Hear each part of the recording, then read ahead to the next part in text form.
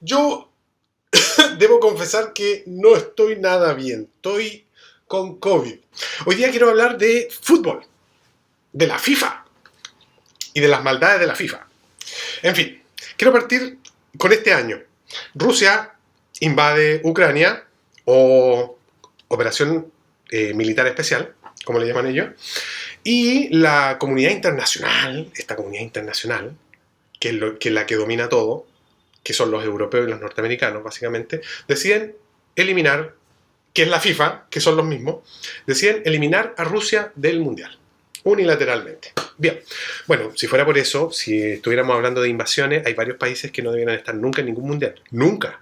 Partiendo por Estados Unidos, Inglaterra, Francia. Francia tiene colonias todavía. Y las maltrata a sus colonias. Después de eso, viene Qatar. 6.500 personas murieron en la construcción de estos estadios donde ahora se está jugando.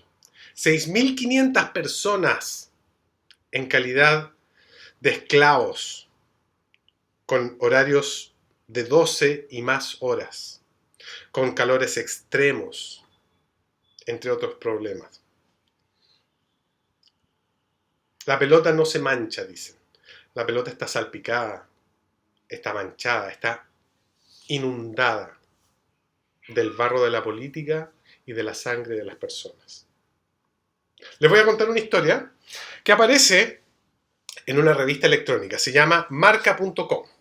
Yo les voy a dejar el vínculo para que entren y lo puedan leer y asegurarse de que lo que estoy diciendo es verdad. Un partido sin rival, un ataque sin oposición, un gol a puerta vacía, una afición que no corea, una victoria sin gloria y una clasificación a un mundial sin celebración. El 21 de noviembre de 1973 se vivió quizá uno de los episodios más absurdos que se recuerden en la historia del fútbol.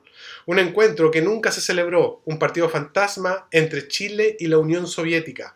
Ambos deberían disputar en Santiago la vuelta a la repesca para el Mundial de Alemania del 74, pero los soviéticos nunca llegaron a viajar, alegando cuestiones políticas y de seguridad. Apenas unos meses antes había estallado el golpe de Estado en Chile.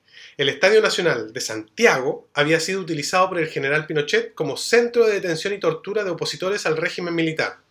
A pesar de la situación, la FIFA permitió la celebración del encuentro.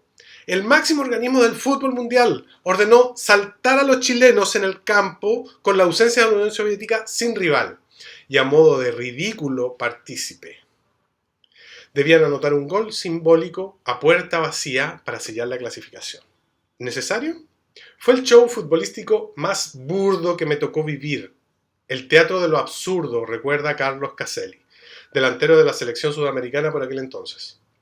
Pinochet asciende al poder el 11 de septiembre de 1973, estalla el golpe de Estado en Chile. El gobierno socialista cae derrocado por las Fuerzas Armadas del país. El presidente Salvador Allende muere atrincherado en el Palacio de la Moneda, sede del Poder Ejecutivo. El general Augusto Pinochet toma el mando del país. Solo una semana después del golpe, la selección chilena debía afrontar esos dos partidos claves de la repesca, en medio de una situación de incertidumbre y represión en el país.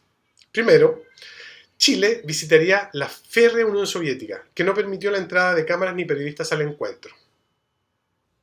El encuentro terminó con empate a 0. Chile regresa a casa y espera a su rival para definir cuál de las dos selecciones competiría el próximo año en Alemania. Pero el rival nunca llegó. Orden directa del Kremlin. La Unión Soviética se niega a viajar y disputar un encuentro en un país convulso y en un escenario de torturas aún manchado de sangre. De sangre. Se estima que más de 40.000 personas pasaron por el Estadio Nacional en aquellos meses, en calidad de detenidos. Sus gradas se convirtieron en una improvisada cárcel y en su interior se torturó y ejecutó a opositores del nuevo régimen.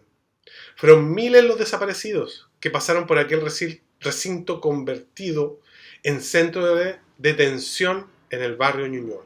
La tarde más triste del fútbol. Chile esperaba noticias de la Unión Soviética en Juan Pinto Durán, lugar habitual de concentración. 2 días antes, les anuncian que los soviéticos no llegan. Pero la FIFA no suspende el duelo y ordena a la Roja saltar de todas formas al campo. A nosotros nos dio la noticia el presidente de la Federación Chilena de Fútbol, Francisco Fusá. Viene a la concentración, nos dice que los rusos no vienen y que por tanto estamos clasificados para Alemania. Bien. Pero nos dice que la FIFA ha ordenado que teníamos que entrar a la cancha y que teníamos que hacer el gol. Recuerda Caselli en conversación con este medio. Era una charada. Una falsedad absoluta. ¿Por qué la FIFA tomó esa determinación? Asegura Vélez. Sentimos una gran emoción de estar en este lugar de tortura y muerte. Estábamos compungidos, había pesadumbre, angustia, pero no podíamos hacer otra cosa que defender a nuestro país. El ambiente en Santiago de Chile no era el idóneo para vivir un encuentro de estas características. Al Estadio Nacional acude muy poca gente. Algunos buscan noticias de algún familiar desaparecido. Apenas 15.000 personas en un recinto con capacidad para 80.000. Los militares seguían estando en posesión del lugar. Estaban en todas partes. En la galería, en los túneles, en la entrada, por el estadio. Entonces, los 11 elegidos saltan al césped y el árbitro da el pitido inicial. 4 jugadores chilenos avanzan sin oposición y rival, pasándose el balón entre ellos. Una jugada esperpéntica. Al llegar al área, y tal como había acordado, es el capitán Francisco Chamaco Valdés el que anota a portería vacía. La farsa se termina. Chile disputará el Mundial de Alemania de 1974, pero no hubo celebración. Después del gol, volvimos a saltar a la cancha para disputar un encuentro contra el Santos de Brasil, para que la gente que había pagado la entrada pudiese disfrutar del espectáculo por el que había pagado. No estábamos ni para jugar con los brasileños, perdimos 0-5. Ellos dieron el espectáculo, comenta Vélez. La Junta Militar decidió jugar en el Estadio Nacional para dar una imagen de normalidad al mundo. La FIFA, obvio, el horror... ¡Ay! ¡COVID! La Junta Militar decidió jugar en el Estadio Nacional para dar una imagen de normalidad al mundo. La FIFA obvió el horror vivido en el lugar y se mostró condescendiente con el incipiente régimen militar.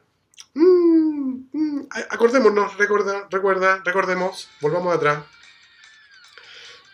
En el fútbol no hay mucha conciencia política y entonces nosotros no conocíamos la dimensión de los muertos y de lo que estaba pasando, asegura Vélez. Nadie se imaginaba que esa situación iba a transformarse en 17 años de dictadura. Éramos futbolistas, solo queríamos ir a un mundial, pero con el paso del tiempo uno quizás pudo negarse a jugar en esas condiciones. Aquella ridícula puesta en escena del 21 de noviembre de 1973 pasó a la historia como una de las tardes más tristes en la historia del fútbol, donde el deporte sirvió a intereses partidistas para silenciar la voz de las víctimas.